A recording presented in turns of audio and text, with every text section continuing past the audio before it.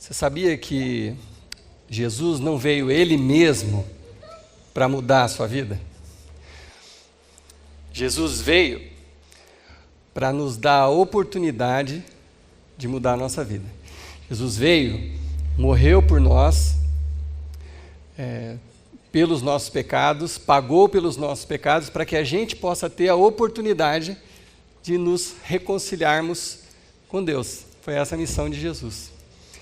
Mas o reconciliar com Deus depende de uma atitude individual.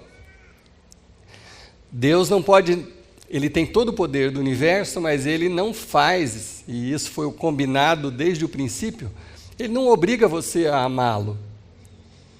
Ele te dá a escolha.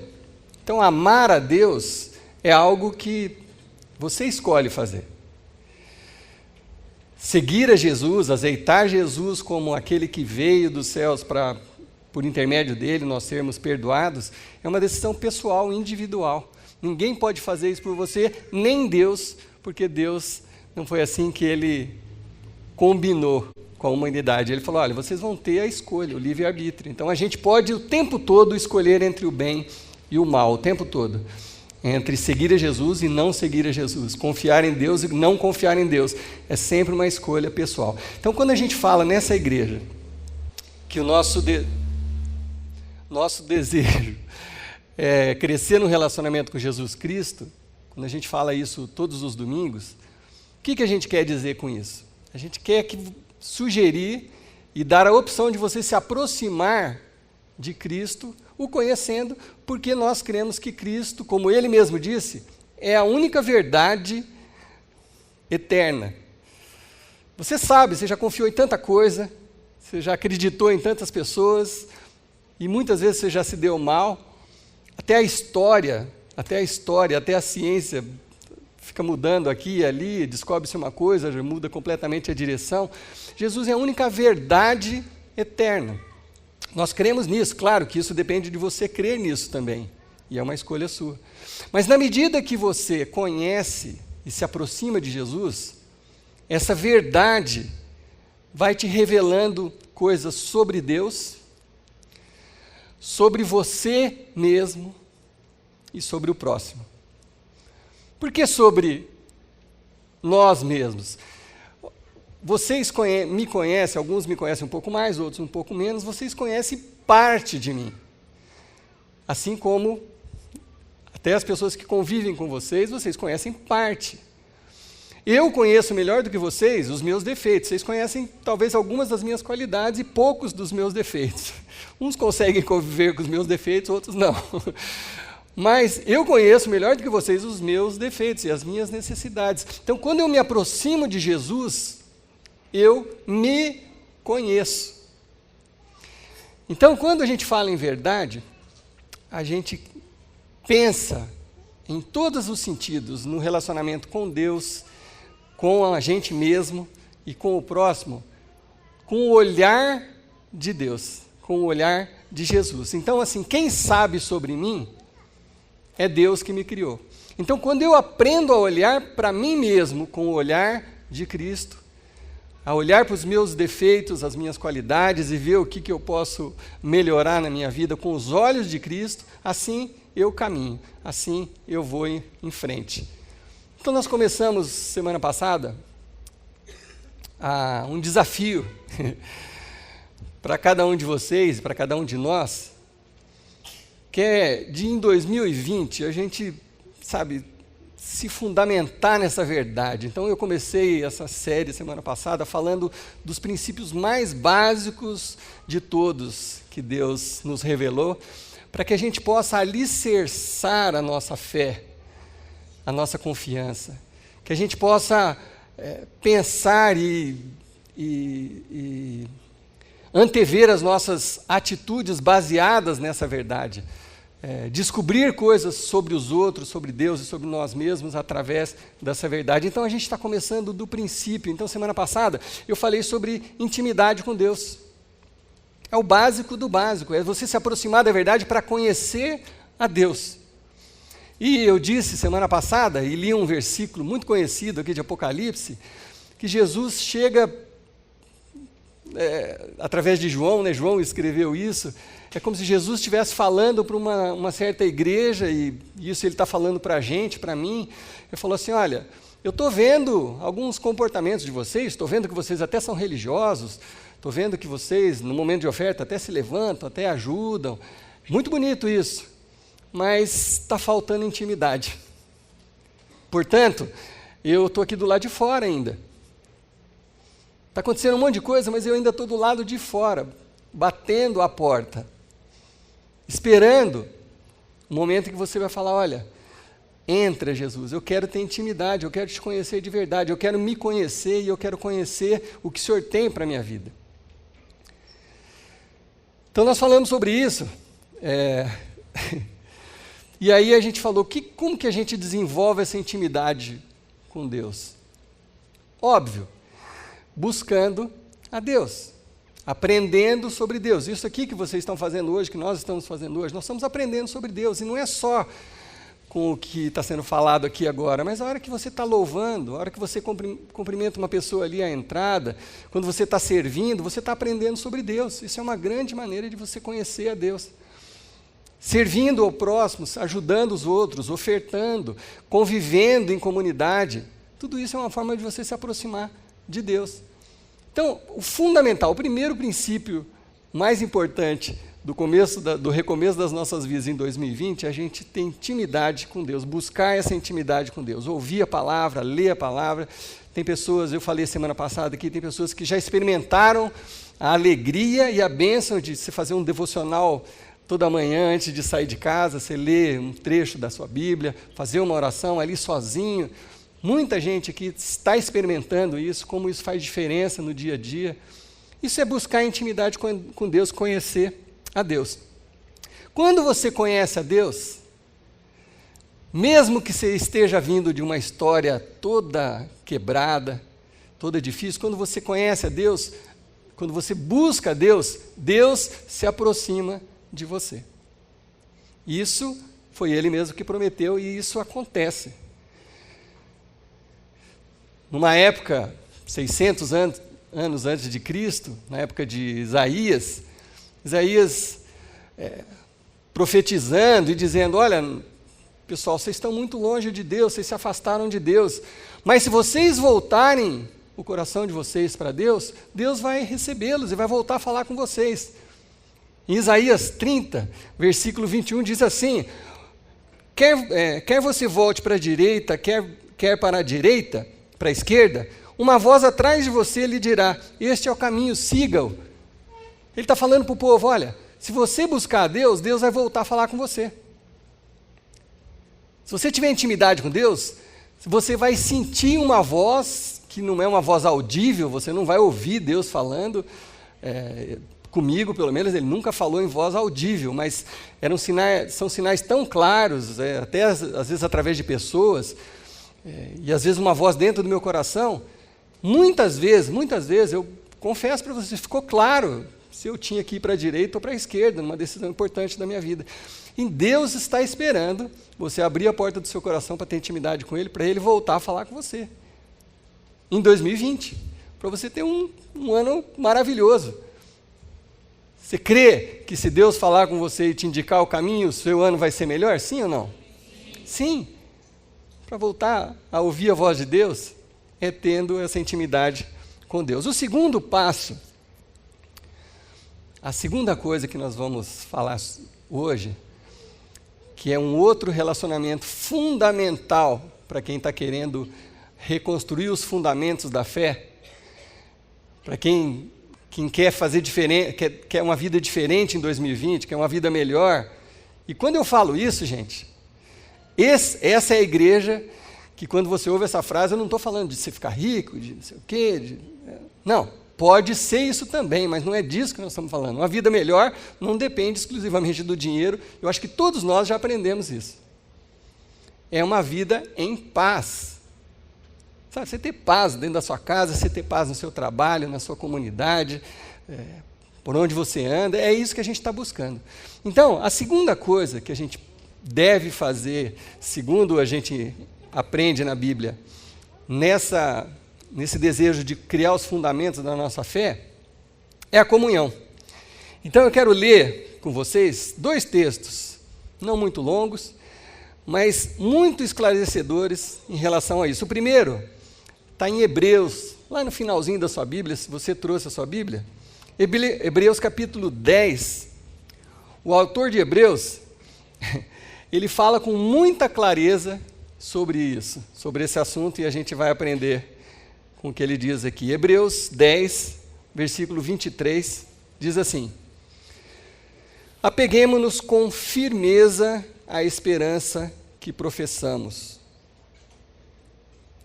O que ele está querendo dizer aqui? Olha, irmãos da Capela da Graça, o autor de Hebreus está falando conosco. Chega de ficar morno, chega de mimimi, chega de ficar em cima do muro. Você quer uma vida diferente, você quer uma vida abençoada? Sai do muro. É o que a gente falou semana passada. João falando, né? Ou seja frio ou seja quente, não fica no meio do caminho. Se não crê, se não quer, não acredita em nada, acha que não funciona, beleza, segue a vida, sem problemas, Deus vai te amar do mesmo jeito, o dia que você voltar Ele está lá. Agora, se você crê, vamos sair de cima do muro. Vamos nos apegar com firmeza à esperança que a gente professa, porque afinal, você está falando sobre isso, você diz que crê, você vem à igreja e até você se arrisca a falar para as outras pessoas que você crê, então, se apega a isso de verdade, abraça isso. A vida com Cristo é uma vida intensa, não é morna. Jesus, quando esteve aqui na terra, Jesus era muito intenso. Jesus ou era amado ou era odiado, mas ele nunca estava em cima do muro. E a proposta de vida plena que Jesus tem para nós é uma vida intensa. É uma vida que às vezes a gente vai chorar muito, mas depois a gente vai rir muito. É uma vida intensa, não é nada em cima do muro. É isso que o autor está falando aqui. Olha, apegue-se com firmeza. Sabe por quê? Pois aquele que prometeu, aquele que fez as promessas é fiel. Então, assim, não é o pastor Paulo que está falando, não é o fulano que está falando, quem fez essas promessas é Deus, e Deus é fiel. Então, isso não é conversa, isso não é pensamento positivo, isso não é nada, isso é a palavra de Deus, é Deus que fala isso. Então, quem fez essa promessa da gente se apegar, e aí você vai ver o que isso pode significar para a sua vida, foi o próprio Deus. Então, aí qual é o conselho? Consideremo-nos uns aos outros. O que Deus está falando aqui para a gente hoje, nessa noite? Olha, você não está sozinho.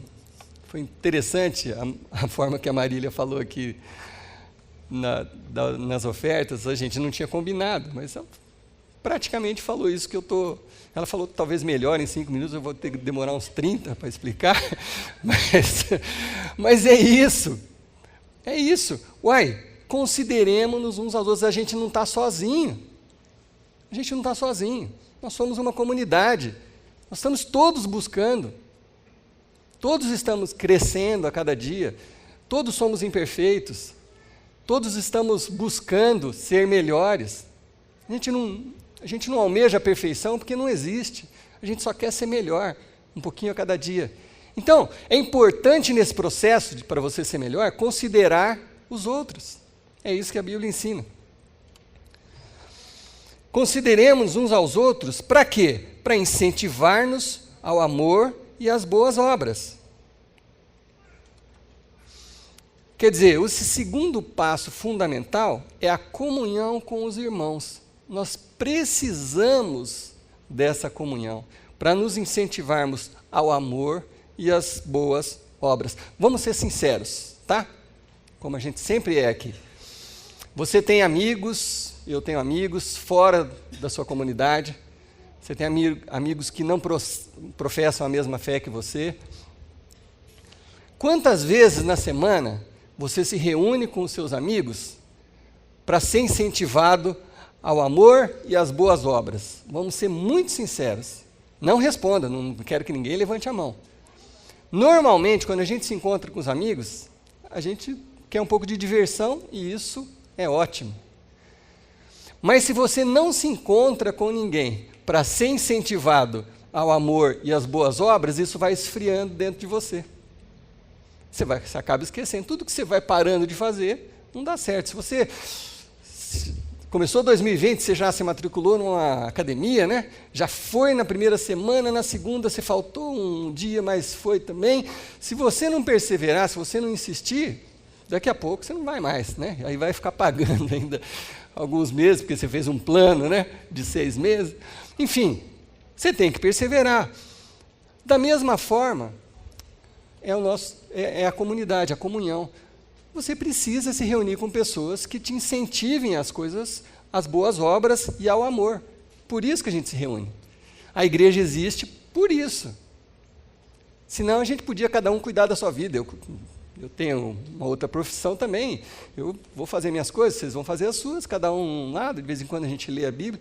Mas não é isso que Deus propôs para nós, e nem isso que Jesus veio anunciar. Não. É muito importante que você considere os outros e incentive o outro ao amor e às boas obras, porque se a gente não fizer isso, quem vai fazer? Me fala. Você vai aprender isso no BBB? Não, né? Podia dar N exemplos aqui. Onde você vai aprender? Onde você vai ser incentivado ao amor e às boas obras? E isso é fundamental para o nosso bem e para o bem da sociedade toda.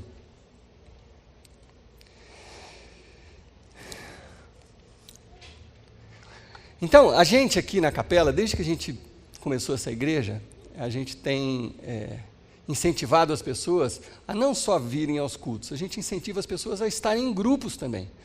A gente chama aqui de grupos de afinidade. Se você veio de alguma outra igreja que tinha grupos chamados células, é mais ou menos parecido, só que é bem diferente. A célula normalmente é uma porta de entrada para a igreja, você leva visitantes na célula. Aqui não, a gente se reúne aqui com pessoas que estão buscando a mesma coisa, se incentivar em amor e nas boas obras, mas que tem uma certa afinidade. Por quê? Porque a gente coloca as pessoas em grupos fechados, para que você possa amadurecer nos relacionamentos. Você não vai falar para uma pessoa que você mal conhece que seu casamento não está indo bem. Mas depois de conviver 2 meses com alguém, e você sentir confiança naquelas pessoas, você pode se abrir. E aquelas pessoas que estão com você podem te incentivar às boas obras e ao amor. É esse o plano, desde sempre, aqui nessa igreja. Porque manter a fé nesse mundo hoje, corrupto e cheio de mentiras, está ficando cada vez mais difícil. A gente se manter firme nesse mundo corrupto, corrompido, está ficando cada vez mais difícil. Por isso a gente precisa de pessoas para nos incentivar. E o autor de Hebreus conclui assim, e nem deixemos-nos de nos reunir como igreja, segundo alguns fazem, porque alguns também acham que nem ir na igreja não é importante. Mas encorajemo-nos uns aos outros, ainda mais quando vocês veem que se aproxima o dia, ainda mais quando você vê que as coisas estão ficando cada vez mais complicadas. É muito importante a gente se reunir como igreja para encorajarmos uns aos outros. O apóstolo Paulo fala desse assunto também em Gálatas, também de uma forma muito direta, muito clara, para nos ajudar,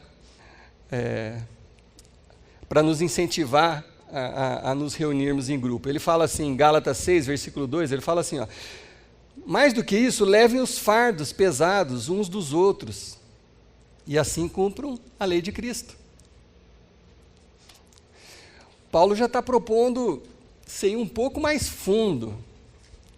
É você não só prestar atenção no próximo, mas você realmente, quando perceber que alguém do seu relacionamento está precisando de muita ajuda, está pesado para aquela pessoa, você ajudar aquela pessoa a carregar aquele fardo. É isso que a gente faz quando a gente se reúne. Nesses anos todos de capela, eu já tive vários grupos, já passei por vários grupos. E muitos de vocês já passaram e podem relatar o que eu vou relatar aqui. Quantas vezes no nosso grupo alguém estava com um fardo muito, muito, muito pesado. ao ponto de chegar numa das reuniões e a gente esquecer a programação e falar sobre o problema e orarmos juntos e nos incentivarmos em amor e nas boas obras. E quantos testemunhos a gente tem de pessoas que Deus restaurou as finanças, restaurou o casamento, acabou abençoando, porque puderam abrir o coração, estar junto com alguém naquele momento pesado e alguém os ajudou.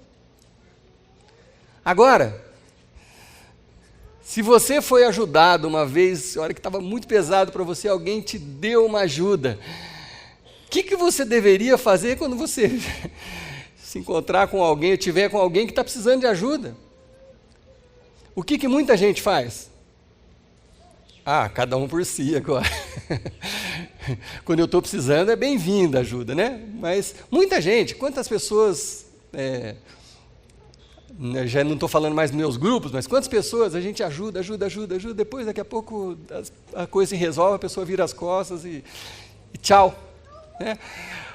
Mas, gente, se a gente está querendo aprender sobre o amor, sobre as boas obras, se a gente está querendo seguir o que Jesus ensinou, e quando Jesus falou que as duas coisas mais importantes de todas, que o resumo da Bíblia é amar a Deus acima de todas as coisas e ao próximo como você ama a si mesmo. Quando Jesus resumiu as Escrituras nisso, se a gente não fizer o básico do básico, que é amar a Deus e amar o próximo, como a gente ama nós mesmos, Jesus vai estar do lado de fora batendo na porta.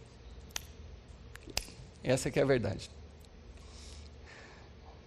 A Bíblia diz que tem gente que vai chegar no céu lá falando, Jesus, mas eu fiz isso, fiz aquilo. Ele fala, não sei, quem que é você mesmo?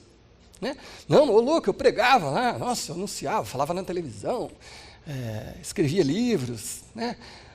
Não é nada disso, Jesus está lá do lado de fora, fala, peraí, peraí.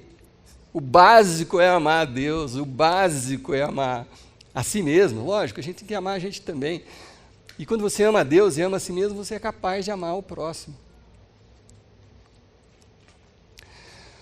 Aí Paulo pega um pouco pesado com a gente aqui, mas é rapidinho. Ele fala assim, olha, não se deixe enganar. De Deus não se zomba. Isso aqui não é brincadeirinha. Isso é sério, esse assunto é sério. Pois aquilo que o homem semear, isso também colherá. Você conhecia esse versículo.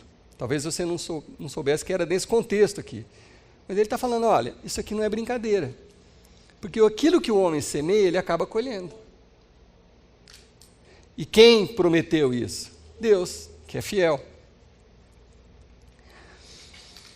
Então a gente tem que perseverar nisso. E aí ele diz assim, e não nos cansemos de fazer o bem, pois no tempo próprio, no tempo apropriado, colheremos, se não desanimarmos. Então Paulo sabia que era difícil a gente se manter firme e fiel. Ele falou assim, olha, eu sei que é difícil, por isso é importante não desanimar. Hoje em dia a palavra em moda é resiliência, né? É a capacidade de você suportar e continuar. Tudo bem, talvez se fosse nesses tempos, Paulo escreveria que é importante você ser resiliente. Você insistir, você não parar de tentar. Por quê? Se você fizer isso, o que vai acontecer? No tempo certo você vai colher. Não é isso que a gente quer? A gente não quer chegar ao momento de começar a colher? Em nome de Jesus, que 2020 seja o ano da colheita para todos nós. Amém? Eu creio nisso. Eu falei semana passada, pode ser o melhor ano das nossas vidas. Mas a gente precisa alinhar essas questões importantes, que foi por isso que Jesus veio, né? Então, a perseverança, ela é muito poderosa. Os que prevalecem, os que perseveram, acabam colhendo. Aí Paulo continua dizendo o seguinte, portanto, enquanto temos oportunidade, façamos o bem a todos, especialmente aos da família da fé. Você quer fazer o bem? Começa com a pessoa que está sentada do seu lado, que frequenta a mesma comunidade que você. Começa por aí. Aí, você vai pegar gosto pela coisa, você vai começar a colher, e aí isso vai fluir de você. É assim que brilha a luz de Cristo através de nós. isso começa a ficar natural. Ajudar os outros, estender a mão. Essa generosidade começa a ficar uma característica sua e minha. E isso é uma bênção. É uma bênção. Eu já falei aqui, vou falar de novo, vou falar mais 1 milhão de vezes. Eu não conheço uma pessoa generosa que é mal-humorada. Pensa na sua cabeça se você conhece uma pessoa generosa que é mal-humorada. Eu não conheço. Toda pessoa generosa tem um sorriso desse tamanho aqui. É isso, ela descobriu alguma coisa que talvez esteja faltando alguns de nós descobrirmos. Tá. Tudo isso aqui é muito bom, muito correto, mas a vida está aqui, diante de nós. Hoje de manhã, eu tinha uma reunião aqui, um encontro com um prestador de serviço, inclusive para falar das coisas ali embaixo. Eu não vi o Lucas aqui, mas o Lucas ia estar comigo nesse encontro. Uma hora antes do nosso encontro marcado, esse cara que eu conheço me mandou uma mensagem e falou assim: pastor, não vou conseguir ir. Minha cabeça está tudo embaralhada, eu estou confuso, eu não estou conseguindo organizar meus pensamentos, eu não estou conseguindo trabalhar. E ele é um cara trabalhador, um cara sensacional. E é cristão. Ele falou assim: estou precisando de oração. Eu não vou conseguir ir aí, eu não estou conseguindo trabalhar. Minha cabeça está confusa. O que veio no meu coração na mesma hora? Aí eu comecei a falar com ele. Falei, vamos conversar, vamos orar por você sem dúvida nenhuma. Mas o que veio na minha mente? E eu estava concluindo a mensagem de hoje, o que veio na minha mente? É claro, os sinais são claros, de um estresse, talvez um começo de uma depressão que ele está passando. E talvez, na comunidade que ele convive, ele não consegue falar isso. Então ele está sofrendo sozinho. Está pedindo para a gente orar por ele. Por isso é fundamental que a gente leve os fardos uns dos outros, esteja juntos na hora da necessidade. E quando você faz isso, você está semeando. E quando você precisar, alguém vai semear na sua vida. E quando tudo isso passar, você vai colher frutos para a sua vida. Frutos de bênção, frutos de graça, frutos de amor, frutos de boas obras, felicidade, a tal da felicidade que a gente tem só um senso de que o que seja, né? Cada um tem uma ideia disso. Felicidade é paz interior. Felicidade é você se dar bem com as pessoas que estão ao seu lado. É você encostar a cabeça no travesseiro e dormir. Felicidade é isso.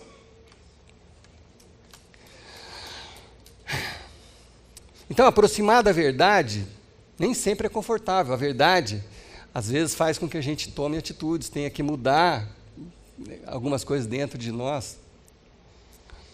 Mas se a gente quer colher coisas diferentes, nós precisamos semear coisas diferentes. Uma comunidade capaz de ouvir a necessidade do outro, uma pessoa, porque comunidade, quem é a comunidade? Somos nós. A comunidade somos nós. A comunidade sou eu, você, isso aqui, o resto é parede. O resto é parede, aqui não tem nada. Você passar aqui amanhã de manhã, não tem nada acontecendo aqui, não tem uma comunidade. A comunidade é quando vocês estão aqui, quando a gente está aqui. Sou eu e você, é isso que é comunidade. Então, uma comunidade que entende isso, uma comunidade que pratica isso, Jesus já não está batendo mais na porta, ele está do lado de dentro. Amém? Amém. Ele está do lado de dentro. Opa, entenderam.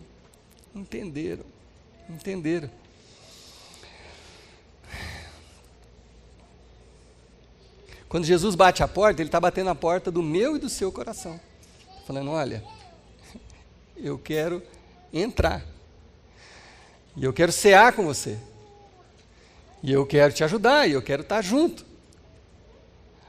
Presta atenção nas minhas palavras, coloca em prática, viva em comunhão. O que é comunhão? Comunhão é uma sintonia de sentimentos, de modo de pensar, de agir, de sentir, é uma identificação. Comunhão é isso.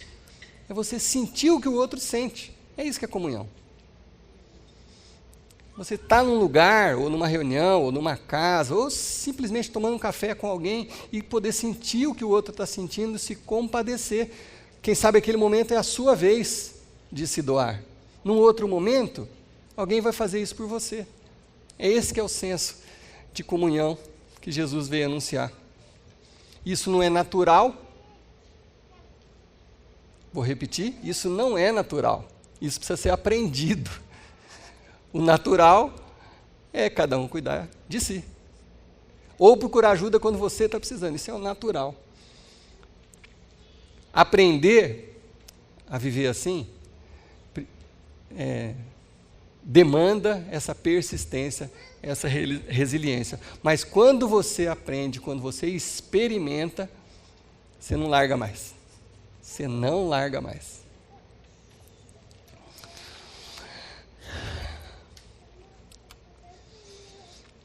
Então, os pilares da nossa fé são 3. O primeiro dos pilares, intimidade com Deus. Ame a Deus acima de todas as coisas. Esses são os pilares da nossa fé. Esse é o fundamento, é a estrutura que você vai construir para o seu ano ser um ano abençoado. O segundo pilar dessa estrutura são os relacionamentos.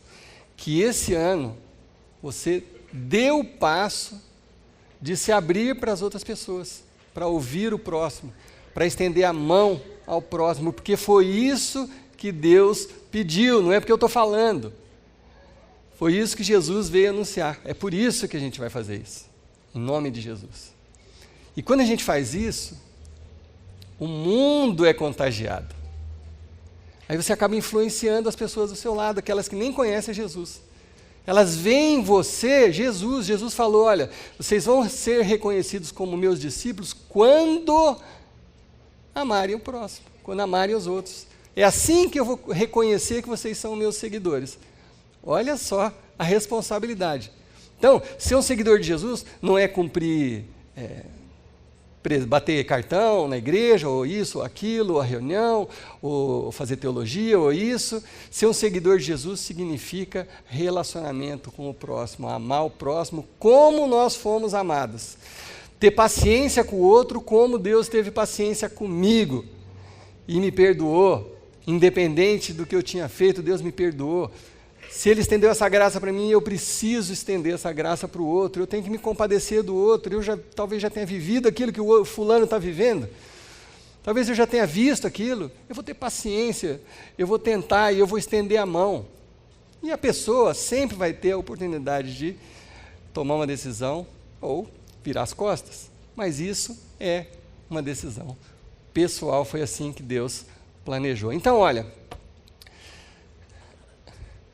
A gente não vai nem ter música hoje no final do culto. Eu quero que aqueles que quiserem dar um passo na direção da comunhão, que quiserem experimentar um grupo de afinidade nesse ano de 2020, entrar num grupo, eu quero que, acabando a oração, você vá ali, dá o seu nome.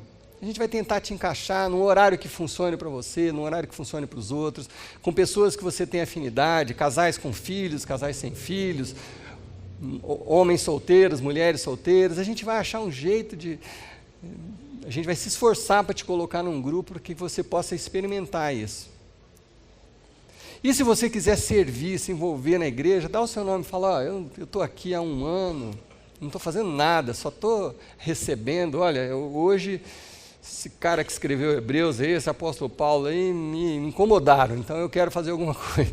Dá esse passo hoje, vai lá e fala, olha, eu quero servir aonde precisarem, ou então eu tenho talentos aqui, aqui e ali, por favor me envolva, porque esse ano a gente quer viver em comunhão, e comunhão verdadeira, olho no olho, ajuda quando o outro estiver precisando, e festa quando tiver todo mundo, estiver tudo certo, vamos celebrar juntos também.